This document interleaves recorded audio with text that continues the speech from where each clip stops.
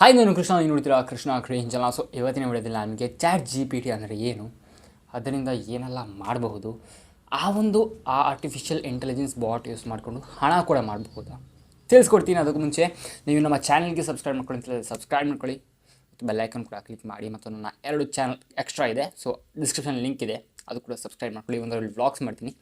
Okay, so ಇನ್ಸ್ಟಾಗ್ರಾಮಲ್ಲೂ follow ಮಾಡ್ಬೋದು @obviously KC. So ಮೊದಲನೇದಾಗಿ chat GPT ಅಂತ ಹೇಳುವಂಥದ್ದು ಒಂದು ಹೊಸ ಟೆಕ್ನಾಲಜಿ ಅಂತ ಹೇಳಬಹುದು.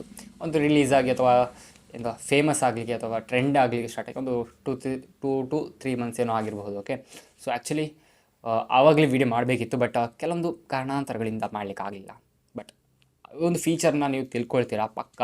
ಈ ಒಂದು ವೀಡಿಯೋನ ಕೊನೆ ತನಕ ನೋಡಿ, ನಿಮಗೆ ಖುಷಿ ಆಗುತ್ತೆ. ಒಂದಲ್ಲ ಒಂದು ರೀತಿಯಲ್ಲಿ ನಿಮಗೆ ಪಕ್ಕ ಹೆಲ್ಪ್ ಆಗುತ್ತೆ. ಓಕೆ, ಸೊ ಯಾವ ರೀತಿಯಿಂದ ನಿಮಗೆ ಪರ್ಫೆಕ್ಟಾಗಿ ತಿಳಿಸ್ಕೊಡ್ತೀನಿ. ಸೊ ಚಾಟ್ GPT ಅಂತ ಹೇಳುವಂಥದ್ದು ಒಂದು ಆರ್ಟಿಫಿಷಿಯಲ್ ಇಂಟೆಲಿಜೆನ್ಸ್ ಬಾಟ್. ಅಂದರೆ ನೀವೇನಾದರೂ ಕ್ವಶನ್ ಕೇಳ್ತೀರಾ, ಅಲೆಕ್ಸಾ ಥರನೇ, ಬಟ್ ಅಲೆಕ್ಸಾ ಆದರೆ ಮಿನಿಮಮ್ ಅದರ ಒಂದು ರಿಸ್ಟ್ರಿಕ್ಷನ್ ಇದೆ. ಈಗ ಕೆಲವೊಂದು ಕ್ವಶನ್ಸ್ಗಳಿಗೆ ಅಲೆಕ್ಸಾ ರಿಪ್ಲೈ ಮಾಡಲಿಕ್ಕೆ ಆಗಲ್ಲ, ನಂಗೆ ಗೊತ್ತಿಲ್ಲ ಅಂತ ಹೇಳುತ್ತೆ. ಬಟ್ ಅದೇ ಆರ್ಟಿಫಿಷಿಯಲ್ ಇಂಟೆಲಿಜೆನ್ಸ್ ನೆಕ್ಸ್ಟ್ ಲೆವೆಲ್ ಜನ್ರೇಷನ್ನ ಅದು ಅಲೆಕ್ಸಾ ನೋಡಿ, ಎಕ್ಸಾಂಪಲ್ ಅದೇ ಕೊಡ್ತು. ನಾನು ಜಸ್ಟ್ ಆ ಒಂದು ವರ್ಡ್ ಯೂಸ್ ಮಾಡಿದ್ದಕ್ಕೋಸ್ಕರ ಅದು ವೇಕಪ್ ಆಯಿತು, ಬಟ್ ಅದಕ್ಕೆ ಗೊತ್ತಾಗಲಿಲ್ಲ. ಸೊ ಈ ರೀತಿ ಆಗುತ್ತೆ. ಸೊ ಬಟ್ ಚಾಟ್ GPT ಅಂತ ಹೇಳುವಂಥದ್ದು ಆರ್ಟಿಫಿಷಿಯಲ್ ಇಂಟೆಲಿಜೆನ್ಸ್ ಬೇಸ್ ಮೇಲೆ ವರ್ಕ್ ಆಗುತ್ತೆ. ಓಕೆ, ಸೊ ನೀವು ಏನು ಬೇಕಾದರೂ ಕ್ವಶನ್ಸ್ ಕೇಳಿ, ಎಂತ ಬೇಕಾದರೂ ಕೇಳಿ, ಅದು ನಿಮಗೆ ಮಾಡಿಕೊಡುತ್ತೆ. ಅದು ಕೂಡ ಕಸ್ಟಮೈಸೇಷನ್ ಒಟ್ಟಿಗೆ. ಅಂದರೆ ಕೆಲವೊಂದು ಗೂಗಲಲ್ಲಿ ನೀವೇನು ಸರ್ಚ್ ಮಾಡ್ತೀರಾ, ಅದು ಏನಾಗುತ್ತೆ ಅಂತ ಹೇಳಿದ್ರೆ, ಈಗ ಎಕ್ಸಾಂಪಲ್ ಏನಾದರೂ ಒಂದು ಟೆಲ್ ಮಿ ಎ ಜೋಕ್ ಅಂತ ಹೇಳ್ತೀರಾ, ಅದು ಗೂಗಲಲ್ಲಿ ನೀವು ಆ ಥರ ಸರ್ಚ್ ಕೊಟ್ಟರೆ ಅದೇನು ಮಾಡುತ್ತೆ, ಆಲ್ರೆಡಿ ನಮ್ಮಂತಹ ವ್ಯಕ್ತಿಗಳು ವೆಬ್ಸೈಟ್ನಲ್ಲಿ ಅಪ್ಲೋಡ್ ಮಾಡಿದ ಜೋಕ್ಸ್ಗಳನ್ನು ತೋರಿಸುತ್ತೆ. ಬಟ್ ಇದು ಆ ಥರ ಅಲ್ಲ. ಅದುವೇ ಲೆಟರ್ಸ್ಗಳನ್ನು ಹುಡುಕಿ ಅದುವೇ ಜೋಕ್ಗಳನ್ನು ಕ್ರಿಯೇಟ್ ಮಾಡ್ತದೆ. ಓಕೆ, ಜೋಕ್ ಅಂತಲ್ಲ, ಎಕ್ಸಾಂಪಲ್ ಲೆಟರ್ ಬರೀತದೆ. ನಿಮಗೆ ಎಂಥ ರೀಸನ್ ಬೇಕು ಕೊಟ್ಟರೆ ಅದು ಲೆಟರ್ ಬರೀತದೆ. ಎಲ್ಲನೂ ನಿಮಗೆ ಬೇಕಾದ ರೀತಿಯಲ್ಲಿ, ಅಂದರೆ ಒಂದು ಜನ ಅಥವಾ ಒಂದು ಪೀಪಲ್, ಒಂದು ಜನ ಯಾವ ರೀತಿ ಕೆಲಸ ಮಾಡ್ತಾನೆ ಅದೇ ಥರದ ಪರ್ಫೆಕ್ಟ್ ಕೆಲಸ ಅದು ಮಾಡಿಕೊಡುತ್ತೆ. But only in text format. ಅಂದರೆ ನೀವು ವೀಡಿಯೋ ಮಾಡಿಕೊಡು ಅಂತ ಹೇಳಿದರೆ ಅದು ಮಾಡಿಕೊಡಲ್ಲ, ಫೋಟೋ ಮಾಡಿಕೊಡು ಅಂತ ಹೇಳಿದ್ರೆ ಅದು ಮಾಡಿಕೊಡಲ್ಲ. ಅದಕ್ಕೋಸ್ಕರ ಬೇರೆ ಬೇರೆ ಆರ್ಟಿಫಿಷಿಯಲ್ ಇಂಟೆಲಿಜೆನ್ಸ್ ಟೂಲ್ಸ್ಗಳಿವೆ. ಓಕೆ, ಅದು ಬೇಕಾದ್ರೆ ನೆಕ್ಸ್ಟ್ ಒಂದು ವೀಡಿಯೋದಲ್ಲಿ ನಾನು ತಿಳಿಸ್ಕೊಡ್ತೀನಿ. ಬಟ್ ಇಲ್ಲಿ ನಾವು ಚಾಟ್ GPT ಬಗ್ಗೆ ಮಾತಾಡ್ತಿದ್ದೀವಿ. ನೀವು ಗೂಗಲ್ನಲ್ಲಿ ಚಾಟ್ GPT/chat ಅಂತೇನೋ ಸರ್ಚ್ ಕೊಡಿ, ನಿಮಗೆ ಅಲ್ಲಿ ವೆಬ್ಸೈಟ್ಸ್ ಸಿಗುತ್ತೆ. ಲಾಗಿನ್ ಮಾಡಬೇಕಾಗುತ್ತೆ. ಫಸ್ಟಿಗೆ ನೀವು ಲಾಗಿನ್ ಮಾಡಬೇಕಾದ್ರೆ ನಂಬರ್ ಹಾಕಬೇಕು, OTP ಏನೋ ಬರುತ್ತೆ. ವಾಟ್ಸಪ್ಪಿಗೆ ಆದರೆ ವಾಟ್ಸಪ್ಪಿಗೆ, ಇಲ್ಲ ನಾರ್ಮಲ್ ಚಾಟಿಗೆ ಅಂದರೆ ನಾರ್ಮಲ್ ಮೆಸೇಜಿಗಾದರೆ ನಾರ್ಮಲಿಗೆ ಬರುತ್ತೆ OTP. ಜಸ್ಟ್ ಲಾಗಿನ್ ಮಾಡಿ ಅಷ್ಟೇ. ಓಕೆ, ಜಸ್ಟ್ ಸಿಂಪಲ್ ಲಾಗಿನ್ ಮಾಡಿ. ಸೊ ಲಾಗಿನ್ ಮಾಡಿದ ಮೇಲೆ ನಿಮಗೆ ಒಂದು ಇಂಟರ್ಫೇಸ್ ಬರುತ್ತೆ. ಓಕೆ, GPT ಅಂತ ನೀವೊಂದು ಇಂಟರ್ಫೇಸ್ ನೋಡ್ತಿದ್ದೀರಾ. ಸೊ ಈ ರೀತಿಯ ಇಂಟರ್ಫೇಸ್ ನಿಮಗೆ ನೋಡ್ಲಿಕ್ಕೆ ಸಿಗ್ತಾ ಇದೆ. ಕೆಳಗಡೆ ಒಂದು ಚಾಟ್ ಮಾಡೋ ಒಂದು ಬಾಕ್ಸ್, ಅಂದರೆ ನಾವು ಕಮೆಂಟ್ ಏನು ನೋಡ್ತೀವಿ ಆ ರೀತಿಯ ಒಂದು ಬಾಕ್ಸ್ ಇದೆ. ಸೊ ನೀವು ಅದರಲ್ಲಿ ಏನು ಡೌಟ್ ಬೇಕಾದರೂ ಕೇಳಿ, ಲಿಟ್ರಲಿ A to Z ಹೇಳಿಕೊಡುತ್ತೆ. ಅಂದರೆ ಈ ಒಂದು ಚಾಟ್, ಅಂದರೆ ಈ ಒಂದು ಬಾಟ್ ಏನಿದೆ ಚಾಟ್ GPT, ಸೊ ಈ ಒಂದು ಬಾಟಲ್ಲಿ ಯಾವುದು ಕೂಡ ಇಲ್ಲ ಅಂತ ಹೇಳುವಂಥದ್ದಿಲ್ಲ. ಓಕೆ, ಅಂದರೆ ಎಲ್ಲನೂ ಹೇಳಿಕೊಡುತ್ತೆ, ಬಟ್ ಇಂಗ್ಲೀಷ್ ಲ್ಯಾಂಗ್ವೇಜಲ್ಲಿ ಮಾತ್ರ ಅಥವಾ ಒಂದು ಕೆಲವೊಂದು ಫಾರಿನ್ ಲ್ಯಾಂಗ್ವೇಜಲ್ಲಿ ಮಾತ್ರ. ಓಕೆ, ಬಟ್ ಕನ್ನಡದಲ್ಲಿ ಒಂದು ಇಲ್ಲ ಅಂತ ಹೇಳುವಂಥ ರೀಸನ್ ಬಿಟ್ಟರೆ literally everything from A to Z ಹೇಳಿಕೊಡುತ್ತೆ. ಓಕೆ, ಸೊ ಅಂತಹ ಫೀಚರ್ ಇರುವಂಥದ್ದು ಸಿಕ್ಕಾಪಟ್ಟೆ ಯೂಸ್ಫುಲ್ ಆಗುತ್ತೆ ಒಂದು ಸ್ಟೂಡೆಂಟ್ಸ್ಗಳಿಗೆ ಹೋಮ್ವರ್ಕ್ ಮಾಡಲಿಕ್ಕೆ. ವಿದೇಶಗಳೆಲ್ಲ ಈ ಒಂದು ಬಾಟ್ಗಳನ್ನು ಯೂಸ್ ಮಾಡಿಕೊಂಡು ಹೋಮ್ವರ್ಕ್ ಮಾಡ್ತಿದ್ದಾರೆ ಸ್ಟೂಡೆಂಟ್ಸ್ಗಳು. ಸೊ ಅದಕ್ಕೋಸ್ಕರ ಚಾಟ್ GPT ಅಂತ ಹೇಳುವಂಥ ಒಂದು ಸರ್ವರನ್ನೇ ವಿದೇಶಗಳಲ್ಲಿ ಸ್ಕೂಲ್ಸ್ ಆ್ಯಂಡ್ ಕಾಲೇಜ್ಗಳಲ್ಲಿ ಬ್ಯಾನ್ ಮಾಡಿದ್ದಾರೆ.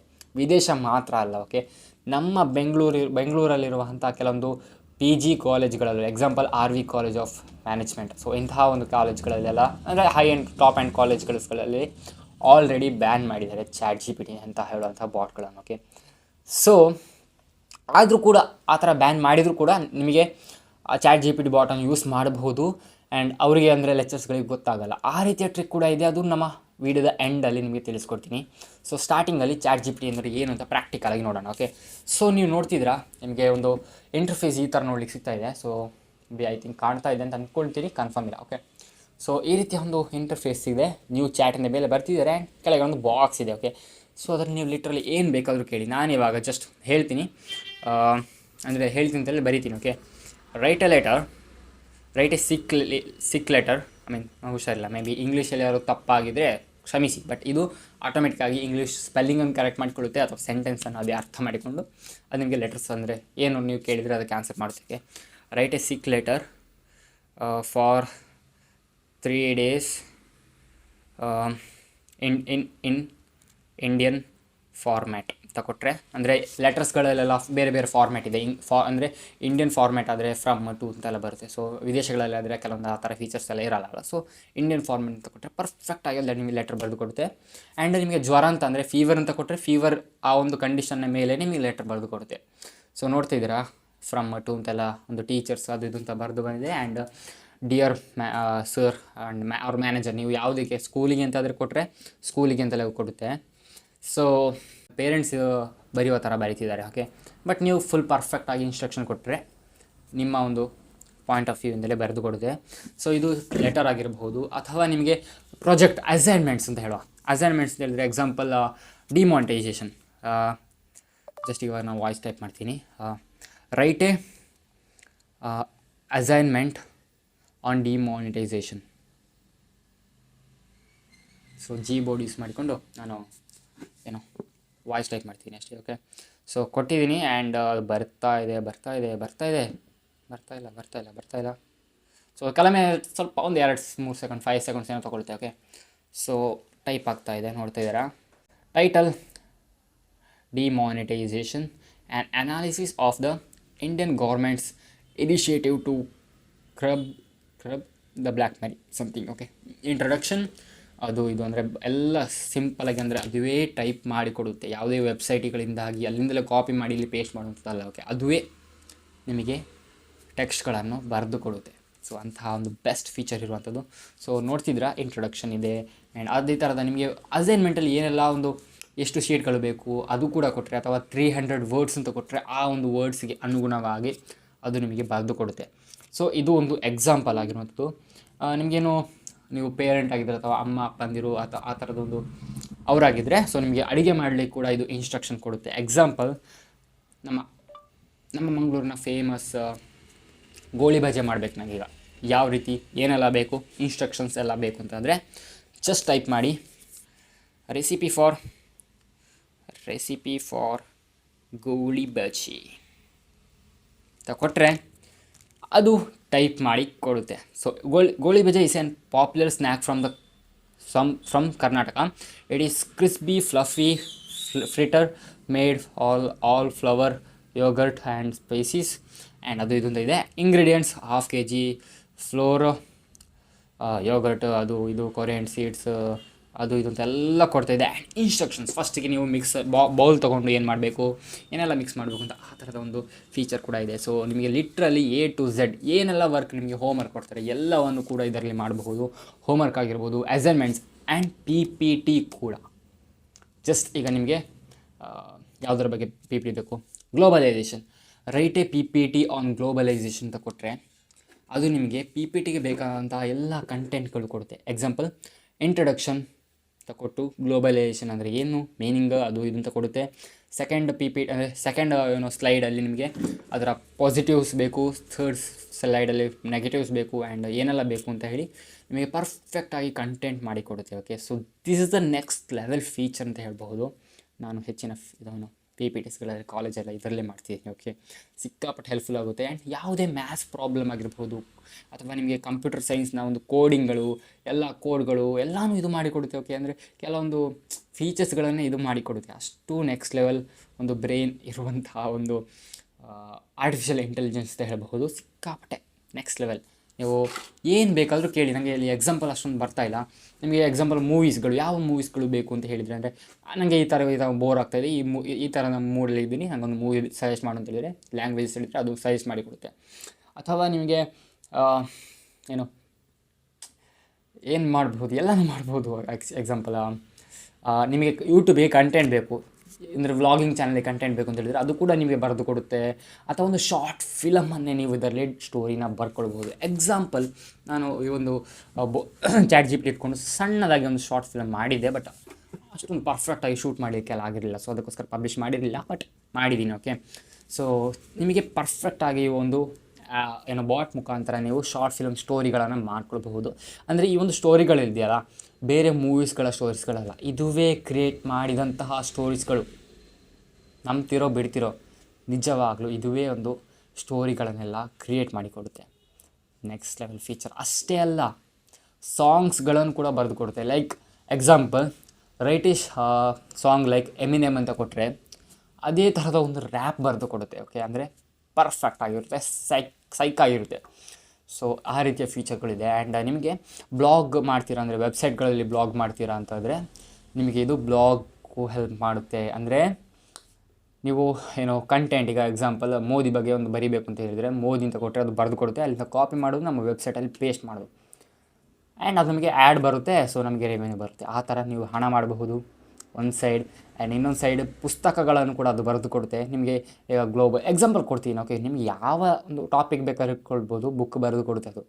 ಈಗ ಗ್ಲೋಬಲೈಸೇಷನ್ ಮೇಲೆ ಒಂದು ಬುಕ್ ಬರೆದು ಕೊಡು 500 ಪೇಜಸ್ಗೆ ಅಂತ. ಪೇಜಸ್ ಅಂದರೆ ವರ್ಡಿಂಗ್ಸ್ ಅಂತ ಕೊಡ್ಬೋದು. ಓಕೆ, ಸೊ ಆ ಥರ ಕೊಟ್ಟರೆ ಅದು ಬುಕ್ ಬರೆದು ಕೊಡುತ್ತೆ.